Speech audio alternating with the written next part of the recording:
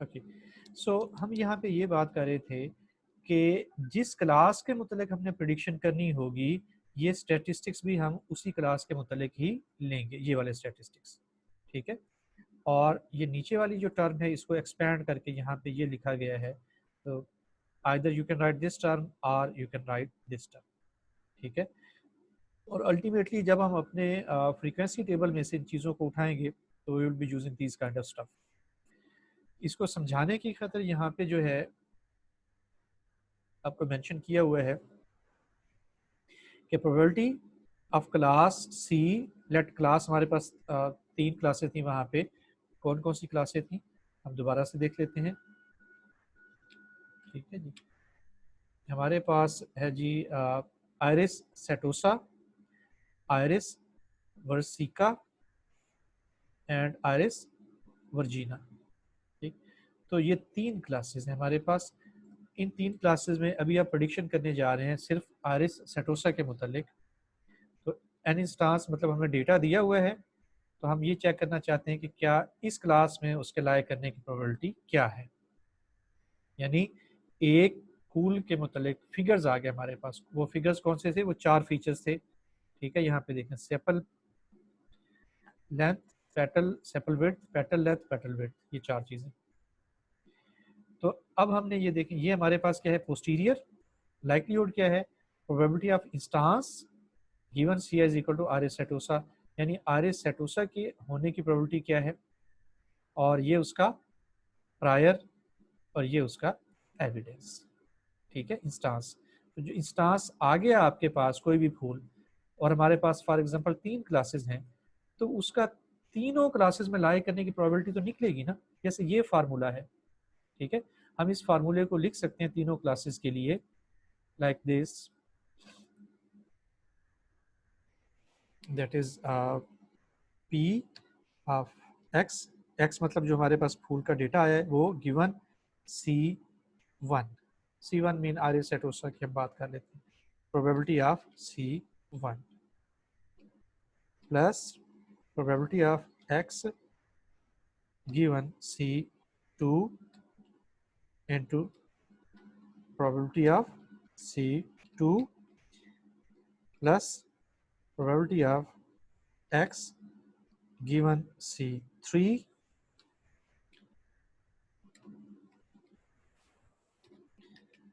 Into probability of C three. तो तीन classes हैं, तो तीन क्लासेस के लिए हम इसको इस तरह से लिख सकते हैं। ठीक हो गया। तो साफ ज़रा जो इंस्टांस आया है वो इन तीनों क्लास में कहीं ना किसी क्लास में तो लाया करेगा ना। तो उस इंस्टांस की पहली क्लास में होने की कुछ प्रोबेबिलिटी, दूसरी क्लास में होने की कुछ प्रोबेबिलिटी, तीसरी क्लास में होने की कुछ प्रोबेबिलिटी, तो वो सारे के सारा मिलकर क्या हो जाएगा? That would be one. ये सारे का सारा क्या हो जाएगा? One. Probability of C I, एक मिनट,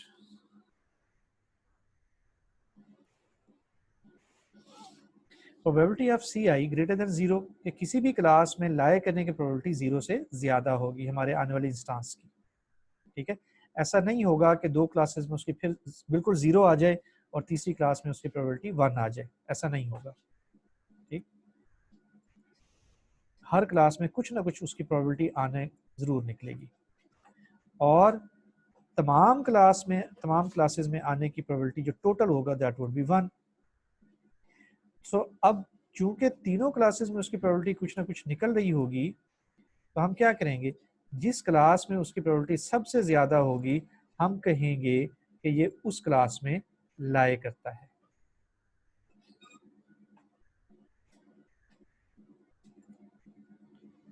ये क्या है भाई?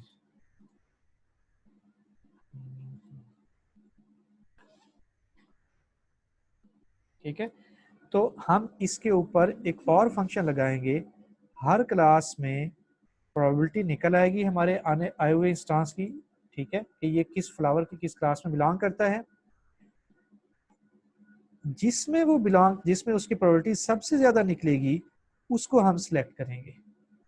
Choose C I if probability of C I, X की प्रोबेबिलिटी जिस क्लास में सबसे ज्यादा होगा उसको हम सिलेक्ट करेंगे। ठीक है, तो यूं हम मल्टी क्लास क्लासिफिकेशन परफॉर्म कर लेंगे। अब मुझे आप मैसेज करके बताओ बेटा कि यहाँ तक ये कंसेप्ट आपको समझ आया कि मल्टी क्लास क्लासिफिकेशन हम किस तरह से परफॉर्म करेंगे।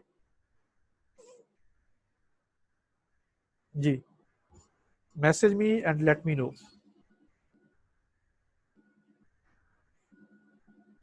सो गए हो सारे?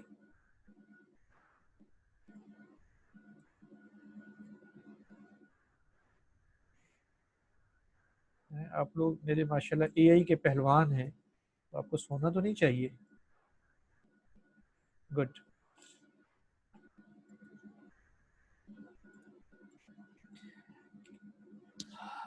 ओके, अच्छा, एक्शन क्या है हमारा? Alpha I, loss and risk basically हम देख रहे हैं, यानी हम ये देख रहे हैं कि जो हम इसके ऊपर अपना नाइव बेस लगाएंगे तो उसमें हमारा एरर कितना आएगा। तो loss basically that is error.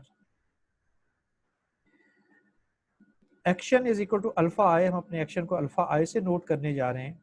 ठीक है, loss of this action alpha I when the state is C K is given by lambda I K. इस बात को जहन में रखें।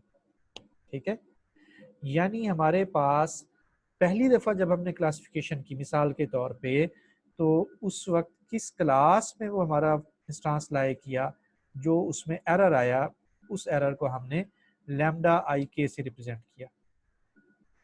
ये नोटेशन समझ आ गई?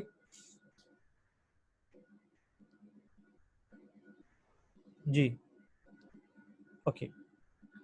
सो एक्सपेक्टेड रिस्क क्या होगा हमारा, यानी एवरेज रिस्क। ठीक, दैट इज गिवन बाय, ये जरा गौर करें, लैम्डा आई के। ठीक, हमारा कितना एरर आया था जबकि एक्स जो है वो इस क्लॉस में लाई कर रहा था, तो उसको आने वाले एरर से हमने मल्टीप्लाई कर दिया। तो इस तरह तमाम क्लासेस में आने का जो एरर होगा वो हम निकाल लेंगे। तो टोटल एरर, रिस्क या लॉस, इसको आप एल से रिप्रेजेंट कर दें लॉस, आर से रिप्रेजेंट कर दें रिस्क, या ई से रिप्रेजेंट कर दें एरर, कुछ भी, वो आपकी चॉइस है।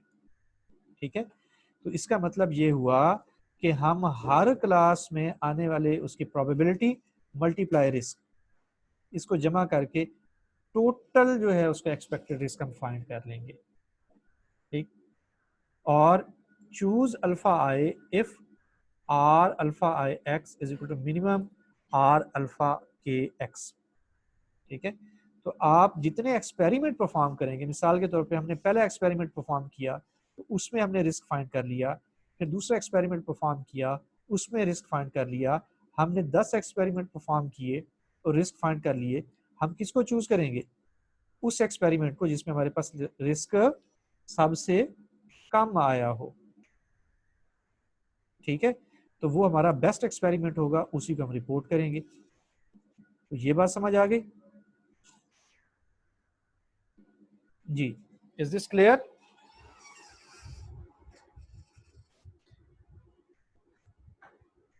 जी, गुड।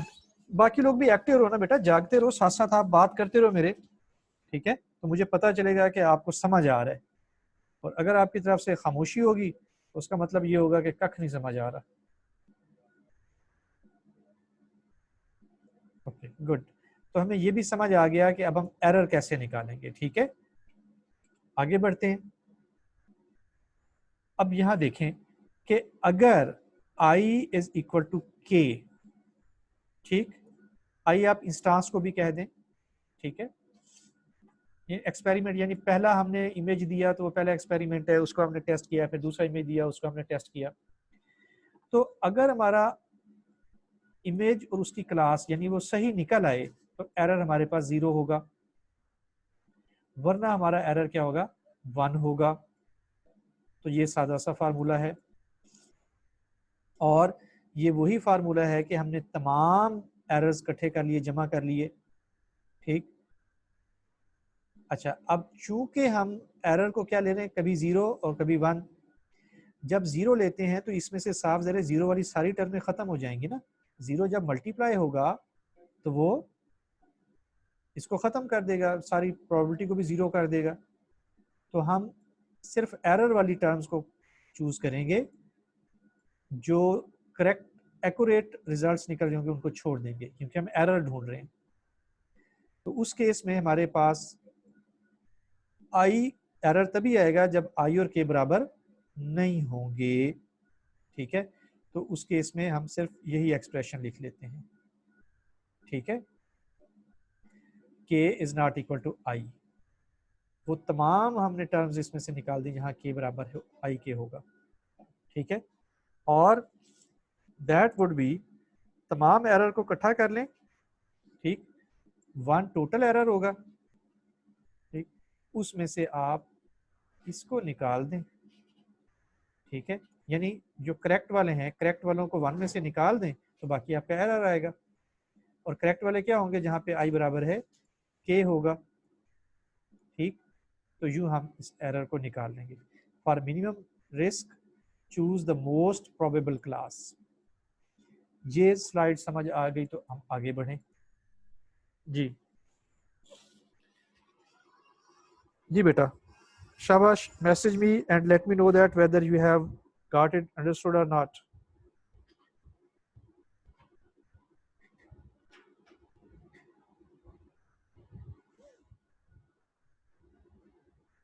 Okay, good.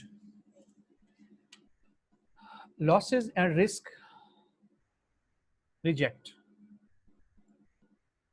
ठीक है, जीरो हम उस वक्त लॉस ले रहे हैं जब आई के बराबर हो, वन अदरवाइज, और लैम्डा कब आ रहा है, इफ आई बराबर है के प्लस वन। ठीक है, एक मिनट होल्ड कीजिएगा बच्चों।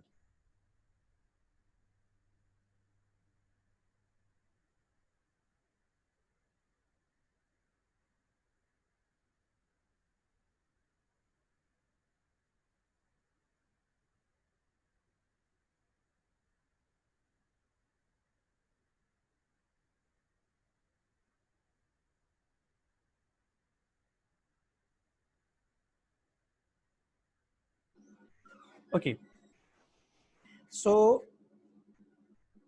हम इस फार्मूले को सामने रखते हैं। ठीक है, मैं ये अभी थोड़ा सा आपके लिए छोड़ देता हूँ कि इसको आप थोड़ा समझने की कोशिश कीजिएगा। मैं लेक्चर को जल्दी जल्दी एंड करता हूँ। ये है हमारे पास इक्वल लॉस। अगर हमारे पास दो क्लासें हो, क्लास C1 और C2, ठीक है, तो दोनों में देखें कि बराबर का लॉस आ रहा है, दोनों एक दूसरे के बराबर हैं। यहाँ पे आपका असल बाउंड्री यहाँ पे थी। ठीक है, तो इस बाउंड्री के इधर भी और इधर भी दोनों क्लासेस इक्वल इक्वल हैं, दैट इज इक्वल लॉस। ठीक, probability of C I given X that is 0.5।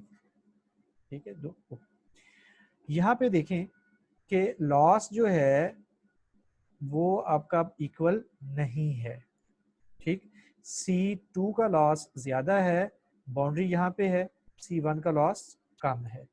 और यहाँ पे विद रिजेक्ट के लॉस इतना ज्यादा हो गया हुआ है कि हम क्लास 1 यहाँ तक आ रही थी और क्लास 2 यहाँ तक आ रही थी, और हमारा रिजल्ट इस एरिया में आ रहा है, तो हम इसको रिजेक्ट कर देंगे।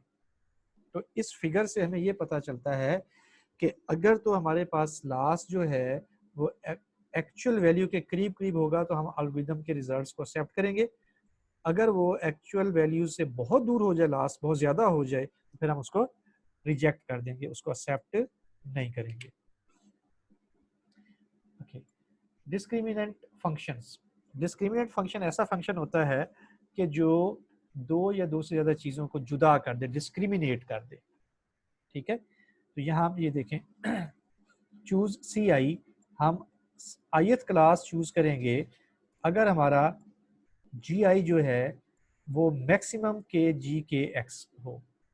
इसका क्या मतलब है, इसका मतलब ये है कि हमारे पास, जैसे हमने प्रीवियसली देखा कि हमारा इंस्टांस जो है मल्टीपल क्लासेस में लाई कर सकता है और हर क्लास में आने की उसकी प्रोबेबिलिटी कुछ हो सकती है। तो जो फंक्शन हमें मैक्सिमम प्रोबेबिलिटी देगा किसी क्लास के लिए, हम उसको सिलेक्ट करेंगे। ठीक है, मसलन जी के कोई फंक्शन है जिसने क्लास सी आई के लिए हमें मैक्सिमम वैल्यू दे दी है, तो हम उसी को सिलेक्ट करेंगे, बाकी को छोड़ देंगे। ठीक, वेयर जी आई के ये हमारी क्लासेस को रिप्रेजेंट करे, कई क्लासेस हमारे पास है। G I X is given minus R alpha given X. ठीक, चूंकि हम लॉस की बात करें तो उसको माइनस में रिप्रेजेंट करते हैं, सिर्फ अंडरस्टैंड करने की और कुछ नहीं, तो इसलिए माइनस लगाया हुआ है। P C I given X, या प्रोबेबिलिटी हम निकाल लेंगे या हम ये निकाल लेंगे, ठीक है। तो इन तीनों में से किसी भी चीज़ को आप निकाल लें तो it will give you the loss. K decision margin regions R1 to RK। अब ये देखें कि हमने जो भी फंक्शन बनाया, जो भी एल्गोरिथम बनाया, हमारे पास इस केस में 3 क्लासेस हैं, तो वो उनको बहुत अच्छी तरह से डिस्क्रिमिनेट कर रहे हैं, ठीक है। This is C1, C3 and C2, ठीक। अगर हमारे रिजल्ट्स इसके अंदर आए, हो सकता है कि अगर कोई और चीज़ हो वो यहाँ पे हमें निकाल के दे दे, ठीक, तो हम समझेंगे कि हाँ ठीक है, ये इसने सही तरह से क्लासीफाई कर दिए। लेकिन अगर वो बहुत दूर जाके प्लेस करता है तो हमारे पास क्लासिफिकेशन में काफ़ी प्रॉब्लम आ जाती है। वेट कीजिएगा 1 मिनट।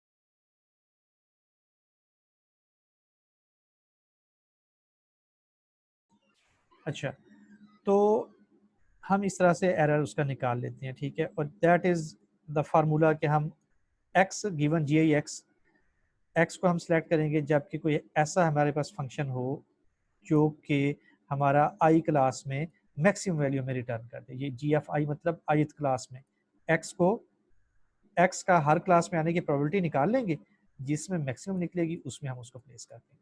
ये वही प्रीवियस फार्मूले हैं जो हम पीछे पढ़ते आए हैं, nothing new, just another way to write them up. Dichotomizer, अगर हमारे पास 2 क्लासेस हो तो हम कहेंगे कि हमारा जो डिस्क्रिमिनेटर है दैट इज डिकोटोमाइजर, और अगर हमारे पास 2 से ज़्यादा क्लासेस हों तो उसको हम कहेंगे पॉलीकोटोमाइजर, ठीक। जी एफ एक्स, डिसीजन बाउंड्री, तो अगर 2 क्लासेस हैं तो पहली क्लास में उसका हमने निकाला क्या प्रोबेबिलिटी है, दूसरी क्लास में निकाला उसका डिफरेंस हमें बताएगा जी एफ एक्स, ठीक। अगर जी एफ एक्स 0 से बड़ा हो तो हम सी की तरफ जाएंगे, C1 की तरफ, अदरवाइज हम C2 की तरफ चले जाएंगे। दूसरे लफ्ज़ों में ये 0 बाउंड्री है, ठीक है। इधर हमारे पास G1 उसने बताया, इधर हमारे पास दूसरी क्लास है, ठीक है, ये क्लास 1, क्लास 2। अगर तुम्हारा डिफरेंस जो है वो 0 से बड़ा निकला है, तो 0 से बड़ा तो इधर होगा ना कहीं, तो हम इसको कहेंगे ये क्लास 1 में बिलोंग करता है। अगर वो 0 से छोटा निकला है तो इधर कहीं होगा, हम कहेंगे ये क्लास 2 में बिलोंग करता है। लॉग ऑड्स, ये हमारे पास एक और फार्मूला है लॉग, ठीक है, इसके जरिए से भी हम एरर को फाइंड कर सकते हैं। Utility theory, probability of state के गिवन एग्जिस्टेंस, ठीक है, बेसिकली एविडेंस है ये, गिवन एविडेंस एक्स दिस, ठीक। Utility alpha when the state is के यू आई के। Okay, I just skip these things, ये वही है कि हम उसका एरर निकाल रहे हैं, ठीक है। तो ये स्लाइड हम छोड़ रहे हैं यूटिलिटी थ्योरी को। एसोसिएशन रूल्स, एसोसिएशन रूल ये है कि अगर एक्स एग्जिस्ट करेगा तो वाई भी एग्जिस्ट करेगा। अमूमन ये होता है कि जब मिसाल के तौर पे आप गए हुए हैं किसी शॉप के ऊपर, तो आपने वहाँ पे पैंट परचेज की, तो अब चांस है कि आप बेल्ट भी परचेज करोगे। आप जूतों की शॉप पे गए, आपने जूते परचेज किए, तो चांस है कि आप अपनी सॉक्स भी परचेज करें। So that is called association rule. तो एसोसिएशन रूल माइनिंग एक और हमारे पास एल्गोरिथम्स हैं, टेक्निक्स हैं, जिसके अंदर हम ये चीज़ें फाइंड करने की कोशिश करते हैं, और इसकी बेस पे आपको रिकमेंडर सिस्टम्स बने बनाए मिलते हैं।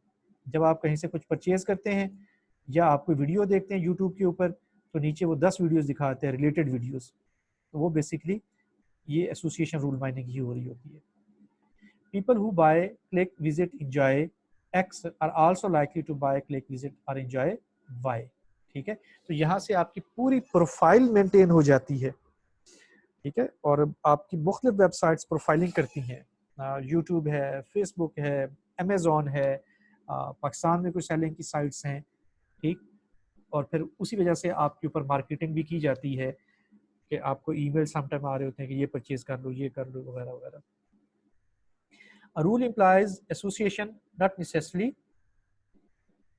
causation। ठीक है, जरूरी नहीं होता कि कोई वजह हो, लेकिन बहरहाल एक रूल डेटा से निकल आता है। एसोसिएशन मेजर्स एग्जांपल्स ए प्रायोरी। ओके, तो अच्छा, ये 2 स्लाइड्स हैं, इसको 2-3 स्लाइड्स हैं, इसको मैं अगले लेक्चर के लिए छोड़ देता हूँ। तो आज हमें इतना समझ आ गया कि हमने मल्टी क्लासिफिकेशन कैसे करनी है। ठीक है, अब मैं आपको एक दो डेटा सेट्स भेज दूंगा, तो आपने उसके ऊपर नाइव बेस को लगा के मल्टी क्लासिफिकेशन फाइंड करके बताना है, और उसके बाद एरर भी फाइंड करके बताना है कि एरर क्या होगा और कितना होगा। So this is all about for today. Any question? Sir अस्सलाम वालेकुम सर। वालेकुम अस्सलाम। सर प्लीज एक कोई प्रोग्राम हमें करा दें सर। आप हमें थ्योरी कराए थे सर, वो हमारे से हमें समझ भी आ जाती है, उसमें हर चीज़ ओके होती है। हाँ लेकिन सर जब हम प्रैक्टिकल इम्प्लीमेंट करने लगते हैं सर, वो हमें ये नहीं पता कि हमने कौन सी लाइब्रेरी इंक्लूड करनी है, सर्च क्या करना है सर। हमें पाइथन से हमें ये भी नहीं पता होता कि हम किस तरह इसे सर्च करें, कौन सी लाइब्रेरी सर्च करें। तो सर थोड़ा बहुत हमें आइडिया दे दें ताकि हम वो आपका देख के इम्प्लीमेंट कर सकें तो प्रोग्राम को। चलें, बाइनरी क्लासिफिकेशन वाली एग्जांपल हमने कर ली थी। ठीक है, आल दो देखो मैंने आपको एग्जांपल करा दी थी, जरूरी नहीं कि कोड में लिख के कराऊं, मैंने आपको समझा दिया। जैसे हमने वो उसका टेनिस प्लेइंग की हमने देखी थी, यस वाली। तो थ्योरी को पढ़ के इम्प्लीमेंट करना आपको आना चाहिए। एनी हाउ मैं आपको एक दो प्रोग्राम्स बना के भेज दूंगा। ठीक है, तो उसको आइडिया को लेके फिर आप आगे चल पड़ेंगे। बाइनरी क्लासिफिकेशन मैं आपको करा दूंगा, मल्टी क्लासिफिकेशन आप कर लीजिएगा। एक बात। दूसरी बात ये कि स्टूडेंट का मुझे मैसेज आ रहे हैं, सर हमने पाइथन की सिर्फ बेसिक्स आती हैं, इतनी हाई लेवल की नहीं आती है, असाइनमेंट करना बहुत मुश्किल होता है। पहली बात तो ये बेटा, whenever you have to write a message to me you must write in English, make your habit. ठीक है, नेवर राइट गुलाबी उर्दू, नंबर 1। नंबर 2 बेटा, प्रोग्रामिंग का एक कोर्स पढ़ाया जाता है। जब एक कोर्स आपको समझ आ जाता है, फॉर एग्जांपल सी, तो फिर बाकी प्रोग्रामिंग लैंग्वेजेस जो होती हैं उनका सिंटैक्स डिफरेंट होता है, कंसेप्ट्स वही होते हैं। आपको इस काबिल होना चाहिए कि आप उनको कर पाओ। ठीक, anyhow I will make few programs and I will send you, ताकि आपको चीजें समझ आ जाएं। सेल्फ लर्निंग आगे थैंक यू चलती सो है, मच ये सर। जहन में रखो। Okay sir, thank you so much. हम सर में फंक्शंस का नहीं पता कौन कहाँ यूज होता है। आह, उसका बेहतरीन हल ये होता है कि जो भी फंक्शन आपने यूज करना हो, Ishrat is asking for that question, let her join back. जी इशरत, आपके क्वेश्चन का बेटा जवाब ये है कि अमूमन हमारे पास डॉक्यूमेंटेशन एग्जिस्ट करती है कि हमने ये काम करना है तो कौन सा फंक्शन यूज करें। ठीक है, तो उसकी डॉक्यूमेंटेशन पढ़ के हम उसको इस्तेमाल करना सीखें। These are the APIs, application programming interfaces. ठीक, you must be able to implement and use yourself. हर चीज उंगली पकड़ के नहीं चलाई जाती। अब आप सीनियर लेवल के स्टूडेंट हो, ठीक है, स्टिल मैं आपको लास्ट टाइम भी बताया था। ठीक है, अगर आपको कहीं प्रॉब्लम आ रहा है, लेट्स से दैट आपको एडिशन करनी नहीं आ रही पाइथन के अंदर, या लिस्ट को सॉर्ट करना नहीं आ रहा, तो आप गूगल पे जाओ, लिखो how to sort a list in Python. आपको बना बनाया कोड किसी न किसी ने बना रखा होगा, मिल जाएगा, उसको उठा के अपने कोड के साथ लगाओ। ठीक, तो गूगल जो है वो आपका इस लिहाज से बहुत अच्छा दोस्त है कि आपको बने बनाए कोड्स और चीजें वहां से मिलती रहेंगी। सर्च करना और उनको अपने कोड के साथ जोड़ना आपका काम है। अपने अंदर ये कैपेबिलिटीज पैदा करो। ठीक है, अभी मैं ये करूंगा कि जो स्लाइड्स में मैंने पढ़ाया उन्हीं स्लाइड्स को सामने रखते हुए वैसे का वैसा प्रोग्राम आपको बना के दे दूं। जब आप उसको देखोगे तो आपको लगेगा ये तो हमने पढ़ लिए, सिर्फ ट्रांसलेट ही करना था लैंग्वेज में। तो ट्रांसलेशन आपका काम है, but still what ever I can help you, I would help you. Clear? Ishrat का एक और क्वेश्चन है जी, सर हम जब बेस या कोई और मेथड यूज करते हैं, टेस्ट और प्रेडिक्ट करता है, तो इंटरनेट पे डिफरेंट लाइब्रेरीज यूज करके अनबिल्ट इन फंक्शन यूज करता है, कोई फार्मूला अप्लाई करके वहां नहीं किया होता। So no issue at all, formula तो मैंने आपको पढ़ा दिया, उसको इम्प्लीमेंट करना आपका काम है, ठीक है। एनी हाउ मैं आपको प्रोग्राम बना के देता हूँ तो आपको समझ आ जाएगा कि it was so much easy. ठीक हो गया।